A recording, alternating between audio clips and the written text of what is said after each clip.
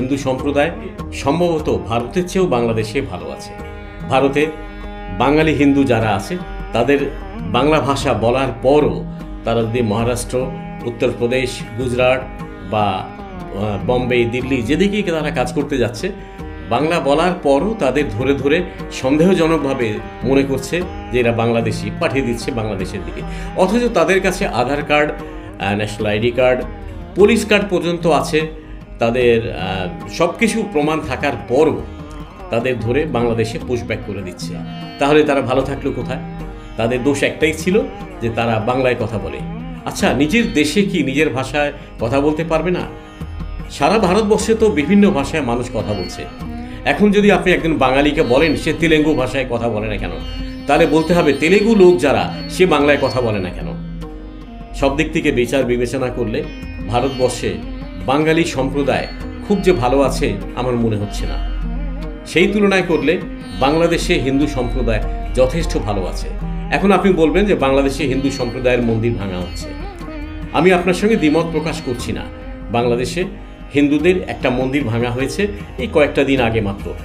সেই মন্দিরের পাশে কিন্তু বিএনপির অফিস ছিল, আরও কিছু অবৈধ স্থাপনা ছিল, সেগুলো উচ্ছেদ করার জন্যে যারা গিয়েছিল এটা ভাঙা হয়েছে।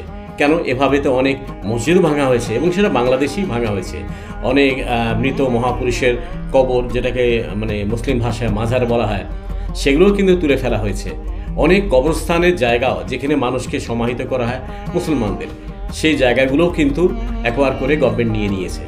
এখন আমি যদি সরকারি জায়গার উপরে একটা মন্দির বা একটা মসজিদ বানিয়ে জায়গাটা দখলের পায়তারা করি আর সরকার যদি সেটা উদ্ধার করতে যায়, তাহলে আমি কি দোষ দেবো জানেন? আমি যদি হিন্দু হই তাহলে বলবো আমার মন্দির ভেঙে ফেলছে, আমি যদি মুসলিম হই তাহলে বলবো আমার মসজিদ ভেঙে ফেললো, আমার জাত ধর্ম সব গেল। আসলে কিন্তু সেটা নয়। আপনি সরকারি জায়গার উপর আপনার উপাসনা স্থাপনা করবেন কেন? এটা করার আগে তো অবশ্যই বিবেচনা করতে হবে। আর যে মন্দিরের জায়গাটা দিয়েছিল তাদের অনুমোদন দেওয়া হয়েছিল শুধু ওই সিজনটা পুজো করার জন্যে, মানে ওই উৎসবটা পালন করার জন্যে। কিন্তু পরবর্তীকালে দেখা গেল যে ওইখানে পার্মানেন্ট একটা মন্দির বানিয়ে বসছেন সরকারি জায়গার উপরে। সরকার তো একটা হিসাব আছে যেখানে কি করবে, ওখানে কি করবে। আপনাকে টেম্পোরারিভাবে, অস্থায়ীভাবে পুজোর জায়গা দেওয়া হয়েছে, আপনি সেখানে পার্মানেন্টভাবে একটা স্থাপনা তৈরি করতে যাচ্ছেন জায়গাটা দখলের জন্যে। এটা তো সরকার উচ্ছেদ করতেই পারে, কারণ জায়গাটা তো সরকারের। ভারতবর্ষে কি মসজিদ ভাঙা হচ্ছে না? ভারতবর্ষে প্রচুর মসজিদ ভাঙা হয়েছে। আপনি সবচেয়ে বড় কথাই দেখেন না বাবরি মসজিদের কথা। বাবরি মসজিদ তো সম্রাট বাবরের সময় তৈরি করা হয়েছিল। সেই মসজিদ ভেঙে সেখানে কিন্তু রাম মন্দির নির্মাণ করা হয়েছে। সেই সময় কিন্তু বাংলাদেশ থেকে বা পাকিস্তান থেকে কোনো কিন্তু শব্দ উচ্চারণ করা হয়নি। তার কারণ সবাই ভেবেছে এটা তাদের নিজস্ব আভ্যন্তরীণ ব্যাপার, এটা তারা বুঝুক। আর এখানে একটা অস্থায়ী মানে মন্দির ভেঙে ফেলা পরে ভারতবর্ষ থেকে এমনভাবে চেঁচামেচি করা হচ্ছে, না জানি পুরো হিন্দুত্ববাদ এখানে বাদ দিয়ে ফেলছে, এমনটা কিন্তু নয়। আর কয়েকদিন পরপরই শোনা যাচ্ছে ভারতের অনেক মসজিদ ভেঙে সেখানে মন্দির নির্মাণ করা হচ্ছে। কি করে করা হচ্ছে?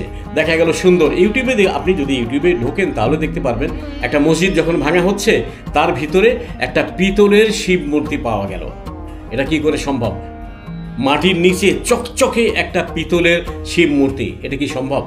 একটা গণেশ মূর্তি, চকচকে পিতলের গণেশ মূর্তি, চকচকে একটা শিবলিঙ্গ নিচে পাওয়া গেল, এটা কি করে সম্ভব? প্রত্যেকটা জিনিসই আমার কাছে যেন ড্রামাটিক মনে হয়েছে। সুন্দর নাটকীয়ভাবে একটা ওখানে শিবলিঙ্গ বা শিব মূর্তি রেখে দিয়ে মসজিদটাকে ভেঙে মন্দির বানাবার জন্যে ঠিক একটা ভ্যালিড নাটক। এটা আর কিছুই না ভাই। মন্দির ভেঙে, মসজিদ ভেঙে ধর্ম ভাঙা যায় না। আপনি যদি আপনার ধর্মেই থাকেন তাহলে আপনার ধর্ম কে ভাঙবে? আপনার মন্দির ভেঙে কি ধর্ম ভাঙা যাবে? আরেকজন মুসলিমের মসজিদ ভেঙে কি ধর্ম ভাঙা যাবে? ধর্ম তো থাকে মনে, আর ধর্ম তো মানুষের তৈরি করা। আপনি এক ধর্ম পালন করেন, আরেকজন আরেক ধর্ম পালন করছে, কেউ কারো ধর্ম আঘাত না করলেই তো হয়। সর্বশেষ কথা, বাংলাদেশে হিন্দু সম্প্রদায় ভালো আছে। এই কয়েকদিন আগে তো এখানে রথযাত্রা ছিল, সেই রথযাত্রা আমি গিয়েছিলাম, যথেষ্ট ধুমধাম সহকারে রথযাত্রা উদযাপন করা হয়েছে, খুব ভালোই লেগেছে আমার কাছে।